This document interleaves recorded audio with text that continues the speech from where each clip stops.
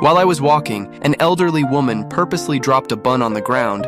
I, starving and hungry, quickly ran over to pick it up. I politely asked the vendor if it was still okay to eat. The woman hurriedly pretended to be impatient and urged me to leave so I wouldn't delay her work. She was afraid of getting involved and used this method to avoid trouble. I thanked the vendor and quickly left. I suddenly remembered my mother hadn't eaten for several days, so I immediately ran to the prison and handed the only bun I had to her. When my mother asked, I smiled and told her I had already eaten and was full. Then I prepared to go back out to look for more food. On the street, I saw a crowd gathered around. A notice board, curious.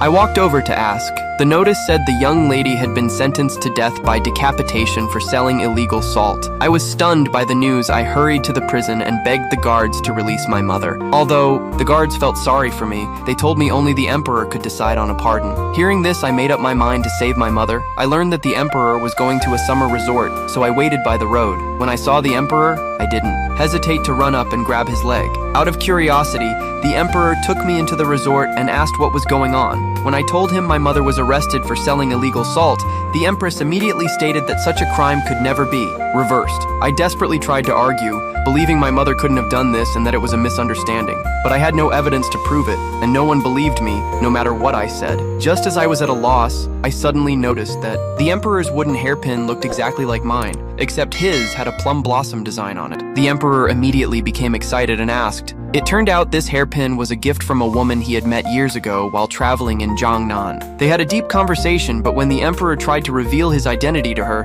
the woman told him that he wasn't worthy of her high status as a young lady. The emperor was devastated by these words, but what he didn't know was the woman had her own reasons. She didn't know his true identity, and fearing it would bring him trouble, she kept it a secret. Now the woman was imprisoned, and knowing her time was short, she handed the hairpin to her son. When the emperor heard me mention the hairpin, he became agitated. However, I couldn't remember when I had lost my hairpin. After searching with no results, the emperor became enraged, believing this was an enemy's conspiracy. He ordered me to be thrown out of the resort. I had no choice but to return to the prison and say goodbye to my mother. At that moment, my uncle who had framed my mother showed up. My mother, seeing him, angrily scolded him. After more than 20 years of close sibling bonds, my uncle had framed her for money and now wouldn't even spare me a 5-year-old child. He demanded that my mother hand over the deed to the land, or else he would send both of us to hell to protect me. My mother begged me to reveal the location of the deed, but I remained silent. Seeing this, my uncle prepared to use harsh methods. At this moment,